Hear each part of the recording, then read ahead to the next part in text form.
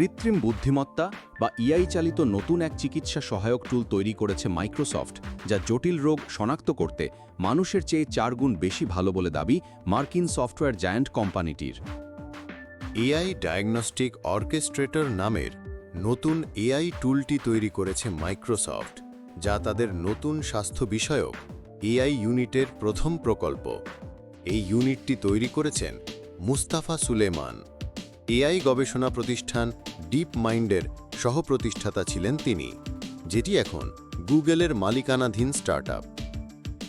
এক সাক্ষাৎকারে মাইক্রোসফট এআই-এর এই প্রধান বলেছেন, এই ট্রায়ালটি মেডিকেল সুপার ইন্টেলিজেন্সের পথে এমন এক পদক্ষেপ যা স্বাস্থ্য ব্যবস্থায় কর্মী সংকট ও দীর্ঘ অপেক্ষার সময় কমিয়ে আনতে সহায়তা করতে পারে। মাইক্রোসফটের নতুন সিস্টেমে 5টি আলাদা এআই প্রোগ্রাম রয়েছে, যেগুলো একে অপরের সঙ্গে কথা বলে ও মতামত বিনিময় করে। বিষয়টি এমন যেন 5 জন ডাক্তার মিলে রোগের সঠিক কারণ খুঁজে বের করতে ও রোগীর সঠিক পরীক্ষা নির্ধারণ করতে পরামর্শ দিচ্ছে। এ পুরো প্রক্রিয়াটি অর্কেস্ট্রেটর নামের প্রচলিত এক সিস্টেম নিয়ন্ত্রণ করে, যার নাম MAIDXO। এটি সবাইকে একত্র করিয়ে সিদ্ধান্ত নেয় কোনো রোগের চিকিৎসার জন্য সঠিক পথ কী হবে। টুলটির সক্ষমতা পরীক্ষা করতে MAIDXO সিস্টেমকে the new England journal of medicine বা NEJM থেকে নেওয়া 304টি গবেষণা পড়ানো হয়েছে, যেগুলোতে বর্ণনা করা হয়েছে সবচেয়ে জটিল রোগের বিভিন্ন কেস কিভাবে সমাধান করেছিলেন ডাক্তাররা। ফলে গবেষকরা পরীক্ষা করতে পেরেছেন এ প্রোগ্রামটি সঠিক রোগ নির্ণয় বের করতে পারে কিনা এবং কিভাবে সে সিদ্ধান্তে পৌঁছেছে তাও ব্যাখ্যা করতে পারে কিনা। এজন্য চেইন অফ ডিবেট নামে নতুন এক কৌশল ব্যবহার করেছেন তারা, যা এআই মডেলকে ধাপে ধাপে ব্যাখ্যা করতে বাধ্য করে কিভাবে সমস্যার সমাধান করেছে এটি। চ্যাটজিপিটির নির্মাতা ওপেন এআই, মেটা, অ্যানথ্রোপিক, গুগল, XAI ও ডিপসিকের উন্নত লার্জ ল্যাঙ্গুয়েজ মডেল বা MLM ব্যবহার করেছে মাইক্রোসফট, যেখানে এই সব মডেলকে আরও ভালোভাবে কাজ করতে সাহায্য করেছে অর্কেস্ট্রেটর। তবে এটি সবচেয়ে ভালো কাজ করেছে ওপেন এআই-এর 03 রিজনিং মডেলের সঙ্গে, যেটি NEJM-এর 85.5% কেস সঠিকভাবে সমাধান করেছে।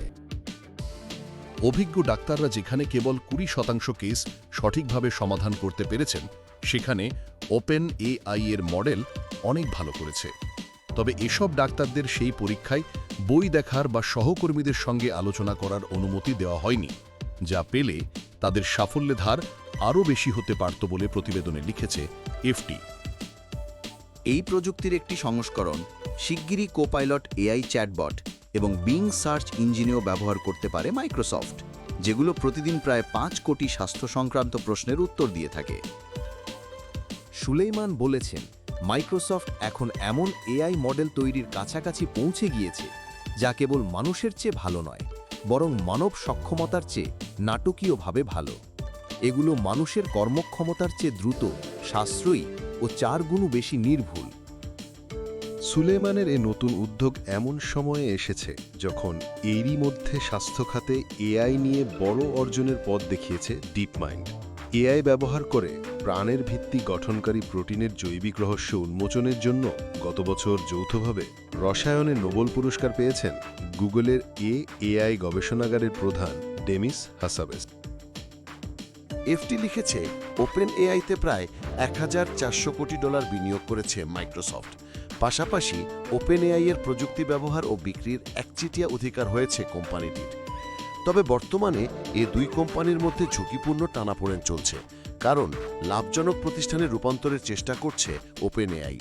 আর এ প্রক্রিয়ায় তাদের পার্টনারশিপের ভবিষ্যৎ শর্তাবলী নিয়ে দুই পক্ষের মধ্যে বিরোধ তৈরি হয়েছে। সুলেইমান বলেছেন, ওপেন এআই-এর মডেল সেরা পারফর্ম করলেও এ নিয়ে নিরপেক্ষ অবস্থানে রয়েছে মাইক্রোসফট। তাদের কাছে MAIDXO-তে ব্যবহৃত 4টি বিশ্বমানের মডেলের মধ্যে কোনটি ব্যবহৃত হচ্ছে তা গুরুত্বপূর্ণ বিষয় নয়। গত বছরের শেষ দিকে মাইক্রোসফটে যোগ দেওয়া ডিপ মাইন্ডের স্বাস্থ্য ইউনিটের প্রাক্তন প্রধান ডমিনিক কিং বলেছেন, এই প্রোগ্রামটি আমাদের আগে দেখা যে কোনো কিছুর চেয়ে ভালো ফলাফল দিয়েছে এবং বর্তমানে এমন সুযোগ তৈরি করেছে যা স্বাস্থ্যসেবায় নতুন দুয়ার খুলে দিতে পারে। স্ক্রিপস রিসার্চ ট্রান্সলেশনাল ইনস্টিটিউটের প্রতিষ্ঠাতা ও পরিচালক এবং হৃদরোগ বিশেষজ্ঞ এরিক টোপল বলেছেন, গুরুত্বপূর্ণ গবেষণা এটি। বাস্তব বিশ্বের চিকিৎসায় এর প্রয়োগ না হলেও প্রথমবারের মতো চিকিৎসা ক্ষেত্রে জেনারেটিভ এআই এর সক্ষমতার প্রমাণ দিয়েছে এই টুল, যেখানে রোগ নির্ণয়ে নির্ভুলতা ও খরচ কমিয়ে আনার সম্ভাবনা রয়েছে এর। Benchmarked against real-world case records published each week in the New England Journal of Medicine, we showed that the Microsoft AI Diagnostic Orchestrator, MAIDX, correctly diagnoses up to 85% of NEJM case proceedings, a rate more than 4 times higher than a group of experienced physicians.